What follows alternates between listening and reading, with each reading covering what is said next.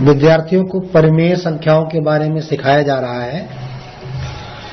परिमेय संख्याओं के प्रगुण, योग और घटाने पर जो क्रियाएं होती हैं पिछले अभ्यास में सिखाया जा चुका है। आज तुम्हें सिखाया जाएगा कि जब हम परिमेय संख्याओं का गुणा करते हैं तो किन किन प्रगुणों को हमें देखने को मिलता है, या गुणा में कौन कौन से प्रगुण प्रयोग किए जाते हैं। तो सबसे पहला संवरक प्रगुण होता है। तो साधारण स्थिति में यदि हम पूर्णांकों में देखें, आप 4 में 3 का गुणा करेंगे 12, अर्थात पूर्णांकों का गुणनफल भी एक पूर्णांक होता है। -3 में आप 2 का गुणा करिए तो -6, ये ऋण पूर्णांक, ये धन पूर्णांक, गुणनफल एक ऋण पूर्णांक, मतलब पूर्णांकों का गुणनफल सदैव पूर्णांक ही होता है। तो इसी प्रकार परिमेय संख्याओं में संवरक प्रगुण का पालन होता है, अर्थात परिमेय संख्याओं का गुणनफल सदैव एक परिमेय संख्या ही होती है। चलिए देखते हैं। अब देखिए, जब इनका आपस में गुणा करेंगे तो ये ब्रैकेट हटा लीजिए, -3/4 × 8/-9, ये भिन्नों का गुणा है। तुम्हें भिन्नों का गुणा भी सिखाया जा चुका है, जिसमें पहले ये सिखाया गया किसी एक भिन्न का अंश और किसी एक भिन्न का हर आप उठा लीजिए और दोनों में देखिए कोई एक संख्या से भाग चला जाए। जैसे देखने में हम 4 और 8, 4 हर है, 8 अंश है, और दोनों में 4 का भाग चला जाएगा, 4 एकम 4, 4 दूनी 8। इसी प्रकार 3 अंश है और 9 हर है, 3 एकम 3, 3 त्रिको 9, अर्थात एक अंश और एक हर होना बहुत जरूरी है। अभी एक बात और हम कर सकते हैं कि यदि अंश और हर दोनों में हमको माइनस चिन्ह मिल जाए तो हम उसे भी काट सकते हैं। तो ऊपर 1 × 2, 1 दूनी 2, ये अंश का अंश में गुणा हो गया, 1/3 3, ये हर का हर में गुणा हो गया, चिन्ह बचा नहीं कोई। तो इस प्रकार हम देखते हैं कि परिमेय संख्याओं का गुणनफल भी एक परिमेय संख्या ही होता है। तो ये पहला नियम हो गया गुणा का संवरक प्रगुण। आगे आते हैं, गुणा में क्रम विनिमय प्रगुण का पालन होता है। कौन सा है? क्रम विनिमय। क्रम विनिमय के बारे में तुमको सिखाया जा चुका है। जैसे मान लीजिए हम 2 संख्याएं ले लेते हैं, 6 और 8, आप इनका गुणा करिए तो आप चाहे 6 का पहाड़ा पढ़े 8 बार और चाहे आप 8 का पहाड़ा 6 बार पढ़ें, 6 48, 8 48, तो दोनों स्थितियों में मान उतना ही आएगा। तो इसका मतलब पूर्णांकों में गुणा में क्रम विनिमय नियम का पालन होता है। तो इसी प्रकार जब हम परिमेय संख्याओं में देख रहे हैं तो ये 2 परिमेय संख्याएं हैं और इनका आपस में हम गुणा करेंगे। तो चलिए गुणा करते हैं। -5/11 गुणित 6/-13, अभी माइनस माइनस कट जाएगा। अब 5 और 13 में या 11 में कोई भाग नहीं जा रहा, 6 में भी नहीं जा रहा। तो इस प्रकार 5 × 6 = 30, 11 × 3 = 33, अंश का अंश में हर का हर में गुणा कर लेते हैं। जब आपकी कोई कटने की क्रिया ना हो रही हो तो अंश का अंश में और हर का हर में गुणा करके लिख लेते हैं। इधर आइए, दूसरी स्थिति में क्या किया था, हमने स्थान बदल दिया था। दूसरी परिमेय संख्या को पहले लिखा था और पहली परिमेय संख्या को दूसरी जगह पर लिख दिया। तो अब देखिए यहाँ पे 6/-13 × -5/11, यहाँ भी माइनस माइनस पहले कट जाएगा और 6 × 5 = 30, 11 × 3 = 33, 11 × 11 = 3 = 14। सॉरी, यहाँ पे देखिए 11 × 13 का गुणा, 11 × 3 = 33, 11 × 11 = 3 = 14। ये गुणनफल यहाँ पे गलत हो गया था। तो अब देखिए यहाँ पर दोनों स्थितियों में मान बराबर आ रहा है। तो अतः आप क्या लिखा जाएगा कि ये जो दोनों गुणनफल थे ये बराबर हो रहे हैं। इंटू 6/-13 बराबर 6/-13 इंटू -5/11। तो इस प्रकार निष्कर्ष क्या निकल के आया कि गुणा में क्रम विनिमय प्रगुण का पालन होता है। अब देखते हैं आगे, अगला नियम क्या होता है, साहचर्य प्रगुण। गुणा में साहचर्य प्रगुण का पालन होता है कि नहीं होता है, ये देख लेते हैं। तो गुणा में लिखा है साहचर्य प्रगुण का पालन होता है। तो देखिए दो स्थितियां यहां पे दी गई हैं, पहली परिमेय संख्या, दूसरी और तीसरी। यहां भी पहली, दूसरी, तीसरी। देखो पहली एक जैसी है, दूसरी एक जैसी है, तीसरी एक जैसी है। फर्क क्या है? यहां प्रथम दो पर बड़ा ब्रैकेट लगा है और यहां दूसरे और तीसरे पर बड़ा ब्रैकेट लगा है। तो पहले हम छोटे ब्रैकेट सरल करते हैं। तो ये -4/5 गुणित 3/-7 बड़ा ब्रैकेट बंद 2/9। अभी माइनस कट जाएगा और कुछ नहीं कट रहा है ब्रैकेट के अंदर, तो ये हो जाएगा 4×3 12 बटे 5×7 35 गुणित ये 2/9। अब देखिए, अब अगर ध्यान से देखें तो 9 और 12 इन दोनों में 3 का भाग जा रहा है। 3 त्रिको 9 और 3 चौको 12। अब 35, 3 4 2 कोई भाग नहीं जा रहा है, तो 4 दूनी 8 बटे 35 तिया 105। चलिए दूसरी स्थिति में आते हैं इधर। तो यहां पहले छोटा ब्रैकेट खत्म करेंगे, -4/5 इंटू 3/-7 इंटू 2/9। तो -4/5 इंटू 3 दूनी 6, रुको 3 त्रिका 9 कट रहा है, 3 एकम 3 त्रिका 9 और ये 3 एकम 3 कट गया। तो इस प्रकार अब तो कुछ नहीं कट रहा, तो 2 एकम 2 बटे 7 त्रिक 21, वो भी माइनस में, 7 त्रिक 21 वो भी माइनस में, माइनस कट रहा है। अभी 4 2 5 21 कुछ नहीं कट रहा है। तो इस प्रकार हम देखते हैं क्या, 4 दूनी 8 बटे 5 एकम 5, 5 दूनी 10। तो दोनों स्थितियों में देखिए उतना ही मान आ रहा है, 8/105, 8/105। तो अर्थात निष्कर्ष क्या निकल आया कि परिमेय संख्याओं में साहचर्य प्रगुण का पालन होता है। तो अतः हम लिख सकते हैं, क्या दिया गया था सवाल में, -4/5 गुणित 3/-7 गुणित 2/9 बराबर -4/5 गुणित बड़ा ब्रैकेट 3/-7 गुणित 2/9। ये मान क्या है, ये आपस में बराबर है, अर्थात साहचर्य प्रगुण का पालन हो गया। अब देखिए यहां पे एक नया नियम विद्यार्थियों के सामने आ गया, योग में गुणा का वितरण नियम। तो इस वितरण नियम को भी विद्यार्थियों को ध्यान से समझना क्या है। तो पहले हम पूर्णांकों में वितरण नियम से समझा देते हैं। वितरण नियम, यदि कहीं लिखा हो 4 गुणित 5 + 6, तो देखिए बीच में गुणा नहीं लगा, यहां प्लस लगा है। तो दो तरीके होते हैं, या तो आप 5 6 जोड़ लीजिए, 6 5 11 ब्रैकेट सरल हो गया। अब 11 चौक 44, तो 44 इसका उत्तर आएगा। लेकिन दूसरी स्थिति क्या होती है कि जब हम 4 से ब्रैकेट खोलते हैं तो 4 का गुणा हमें 5 में भी करना पड़ता है और 4 का गुणा हमें 6 में भी करना पड़ता है। तो हम करते क्या है, 4 गुणित 5 प्लस 4 गुणित 6। तो जब हम ब्रैकेट खोलते हैं तो 4 का गुणा दोनों पदों में करना पड़ता है, तो इसे ही वितरण प्रगुण कहते हैं। क्या वितरित कर दिया गया, 4 को क्या किया गया है, वितरित कर दिया गया, 2 जगह बांट दिया गया। यहाँ 4 एक जगह, यहाँ पे 2 जगह लिखा भी है, योग में गुणा का वितरण नियम। जिससे हम गुणा करते हैं उसको हम दोनों को दे देते हैं, 5 को भी दे दिया, 6 को भी दे दिया, तो 4 गुणित 5 4 गुणित 6 हो गया। यही वितरण नियम है। और ऐसा ही तुमको वितरण नियम का उदाहरण देखिए दिखाया गया। ये पहली परिमेय संख्या, ये दूसरी, ये तीसरी। अब देखिए जब वितरण किया गया तो पहली परिमेय संख्या का गुणित लिखा हुआ है, दूसरी और तीसरी के बीच में योगफल की क्रिया है। तो पहली का जो गुणा किया गया है इस बड़े ब्रैकेट में, तो दोनों को ये पहली का गुणा, देखो पहली गुणित ये दूसरी वाली, अब ये बीच वाला प्लस, फिर वही पहली वाली परिमेय संख्या और गुणित तीसरी वाली।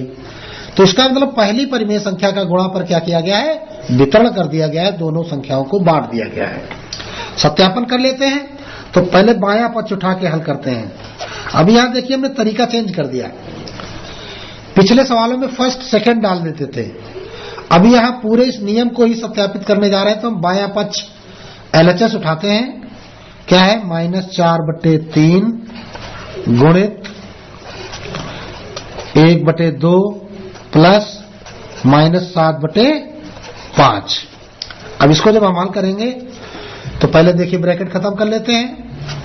-4/3 गुणित हाफ 1/2 प्लस माइनस गुणा माइनस 7/5। अब देखिए यहाँ 2 5 का लासा 10, 2 से 5 गुना हो गया, ऊपर 5 गुना करिए, माइनस ये 5 से 2 गुना हो गया तो ऊपर 2 गुना करिए, 7 दूनी 14, बाकी सब उतार लीजिए। आगे चलते हैं, -4/3 गुणित 5 में 14 का अब घटाएंगे तो यह आ जाएगा -9/10, माइनस ज्यादा है ना।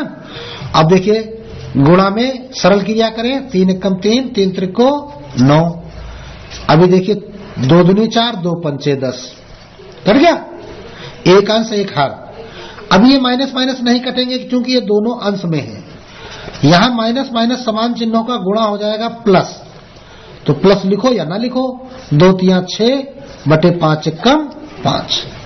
तो ये आपका फर्स्ट स्थिति में आ गया एलएचएस हल करने से। अभी आप आरएचएस हल करेंगे,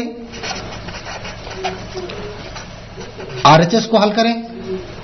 ये चलिए यहां ना हल करके यहां पे हम हल कर लेते हैं आरएचएस। तो आरएचएस क्या दिया गया है, -4/3 गुणित 1/2 प्लस -4/3 गुणित -7/5। देखिए भाई इसको हल करेंगे आप, बराबर पहले ब्रैकेट हटाइए, -4/3 गुणित 1/2 प्लस -4/3 गुणित -7/5 है।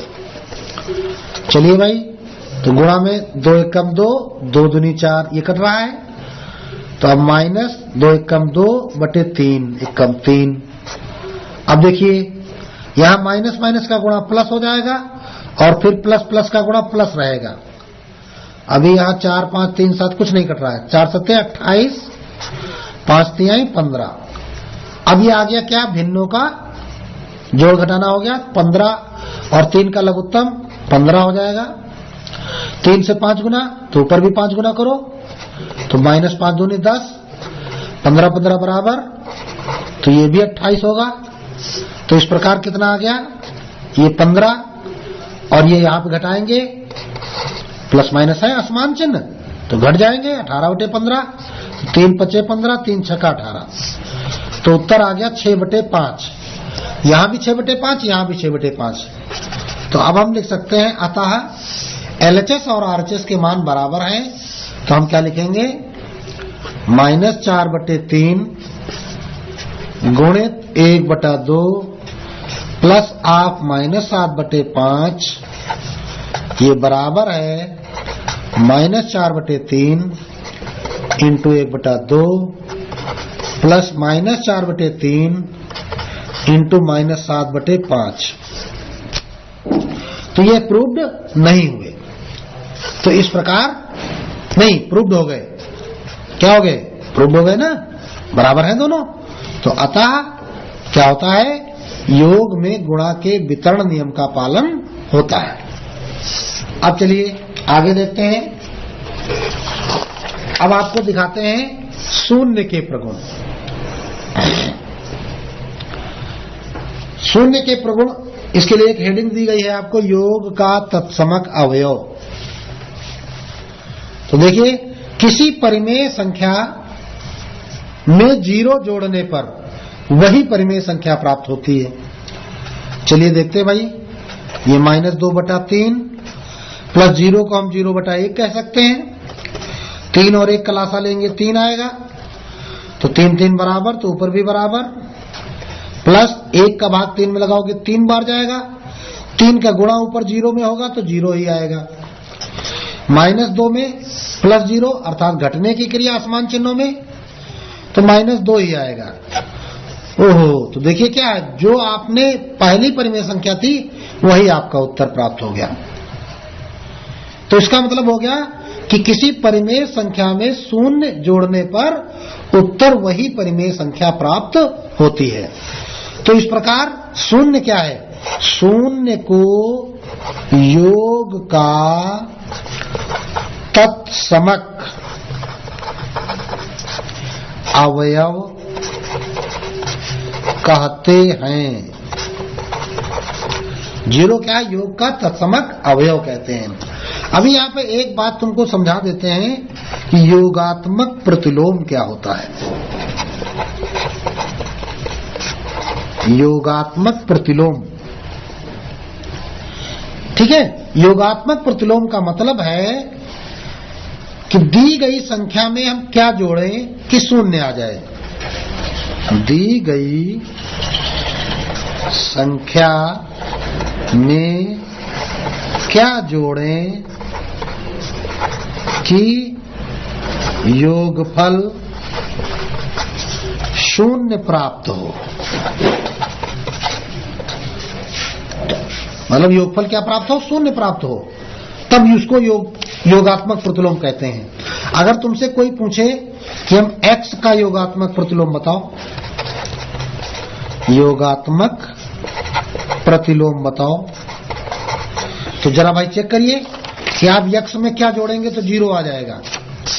चलो भाई देखो, x में आप क्या जोड़ेंगे? जीरो आ जाएगा। अब मान लीजिए आप 1 जोड़ने लगे तो ये तो सजाती है नहीं, तो x में 1 जोड़ेंगे तो इतना ही आएगा, x + 1। अगर आप x में 0 जोड़ेंगे तो x आ जाएगा। और शर्त क्या थी कि दी गई संख्या में क्या जोड़े कि योगफल 0 प्राप्त हो। तो अभी एक ध्यान तुम्हारा नहीं गया होगा कि यदि हम x में -x जोड़ दें, x माने क्या था? +x। अगर हम -x जोड़ देते हैं तो ये दोनों प्लस माइनस कट जाते हैं, अर्थात 0 आ जाता है। अगर कोई इसी जगह अंक होता, 5 होता, कि आपसे पूछे 5 में हम क्या जोड़ें कि 0 आ जाए, जरा सोच के बताओ। 5 में क्या जोड़ें कि 0 आ जाए? तो अगर आप 5 में 0 जोड़ेंगे तो 5 आ जाएगा। अगर 5 में आप 1 जोड़ेंगे तो 6 आ जाएगा। तो आप यदि 5 में -5 जोड़ते हैं तो 5 में 5 घट जाएंगे, 0 आ जाएगा। तो 5 में क्या जोड़ा? -5। तो इस प्रकार हमने देखा क्या कि x का योगात्मक प्रतिलोम क्या होगा? -x। अगर 8 का योगात्मक प्रतिलोम लिखने को कहा जाए तो -8 हो जाएगा। अगर -10 का योगात्मक प्रतिलोम लिखने को कहा जाए तो आप क्या करेंगे कि -10 का योगात्मक प्रतिलोम बताइए, तो भाई इसका चिन्ह बदल दीजिए, तो +10। तो इस प्रकार हमने देखा क्या कि दी गई संख्या का यदि हम चिन्ह बदल दें, +x को -x कर दिया, +8 को -8 कर दिया, -10 को +10 कर दिया, अगर दी गई संख्या का हम चिन्ह बदल देते हैं तो प्राप्त संख्या योगात्मक प्रतिलोम कहलाती है। तो ये आपने क्या समझा? योगात्मक प्रतिलोम। और शून्य का प्रगुण आपको क्या सिखाता है कि 0 को योगात्मक तत्समक या योग का तत्समक अवयव कहते हैं। अब आते हैं 1 के प्रगुण। 1 के गुण देख लीजिए। 1 का क्या गुण होता है? 1 का गुण विद्यार्थियों ने तो देखा ही होगा। क्या विशेष गुण होता है? अरे भाई 4 में 1 का गुणा करो, 4 आया। -3 में 1 का गुणा करो, -3 आया। 1000 में 1 का गुणा करो, 1000 आया। x में 1 का गुणा करो, x आया। y² में 1 का गुणा करो तो y² आया। तो 1 का गुणा करने पर क्या होता है? हमें वही संख्या प्राप्त हो जाती है जिसमें हमने गुणा किया था। तो नियम भी हमको यही सिखाता है, किसी परिमेय संख्या में 1 से गुणा करने पर वही परिमेय संख्या प्राप्त होती है। तो इस प्रकार गुणा का तत्समक अवयव 1 होता है। चलिए इसका उदाहरण देखते हैं। जैसे कि 5 में 1 का गुणा करेंगे 5 आएगा, -x में 1 का गुणा करेंगे तो -x आएगा। तो 1 का गुणा करने पर वही संख्या, अगर -1/3 है, 1 का गुणा करेंगे तो -1/3 आएगा। अगर 4/5 में आप 1 का गुणा करेंगे तो 4/5 आएगा। तो कोई भी आपने पूर्णांक लिया, बीजीय संख्या ली और परिमेय संख्या ले ली, धनात्मक और ऋणात्मक दोनों ले लिया आपने, तो उत्तर वही प्राप्त संख्या हो रही है जो जिसमें 1 का गुणा किया गया था। अब यहां पर जैसे योग के प्रगुण में, शून्य के प्रगुण में तुमको सिखाया गया था, क्या सिखाया गया था? योगात्मक प्रतिलोम सिखाया गया। इसी प्रकार यहां पर हम तुमको सिखाएंगे गुणात्मक प्रतिलोम। गुणात्मक प्रतिलोम को केवल प्रतिलोम भी कहा जाता है। अगर केवल प्रतिलोम शब्द का प्रयोग किया जाए तो इसका मतलब होता है गुणात्मक प्रतिलोम। मतलब क्या होता है इसका? दी गई संख्या में क्या गुणा करें कि गुणनफल 1 प्राप्त हो। जैसी परिभाषा योगात्मक प्रतिलोम की थी, वैसी ही परिभाषा प्रतिलोम अथवा गुणात्मक प्रतिलोम की है। उसमें क्या था कि क्या जोड़ें कि गुण योगफल 0 आ जाए, और यहां पर क्या गुणा करें, काहे से गुणा कर दें कि 1 आ जाए। चलिए भाई, अगर आपसे कोई पूछे कि 3 का गुणात्मक प्रतिलोम बताओ, तो अब देखिए आप क्या करेंगे। 3 में आप काहे का गुणा करेंगे कि 1 आ जाए। चलो भाई, 1 का गुणा करेंगे तो 3 आएगा, 0 का गुणा करेंगे तो 0 आएगा। अब क्या किया जाए? 3 में अगर हम -1 का गुणा करेंगे तो -3 आएगा। 3 में अगर -3 का गुणा कर देंगे तो ये -9 आ गया। ओहो, अब क्या करेंगे आप? 3 में आप जब 1/3 का गुणा करेंगे तो देखिए 3 कट जाएगा, 1 आ जाएगा। ठीक है। अगर कहीं लिखा है 1/5 तो इसमें आप काहे का गुणा करेंगे कि 1 आ जाए, तो इसमें आप 5 का गुणा करेंगे, 1 आ जाएगा, 5 कट जाएंगे। अगर कहीं लिखा -2/3, अब काहे का गुणा करेंगे? -3/2 का गुणा करेंगे तो 1 आएगा। कैसे आएगा? माइनस माइनस प्लस, 3 कटा, 2 कटा, 1 कम 1, भाई 1 बार सब कटे हैं तो 1 कम 1 आ जाएगा। तो इस प्रकार हमने क्या देखा कि जो दी गई परिमेय संख्या है, अगर 4/5 है तो इसमें हम 5/4 का गुणा कर रहे हैं, तब 1 आता है। 4 कटे, 5 कटे, अर्थात उसका व्युत्क्रम, प्रतिलोम को हम क्या कहते हैं? व्युत्क्रम भी कहते हैं। इसको व्युत्क्रम भी कहा जाता है।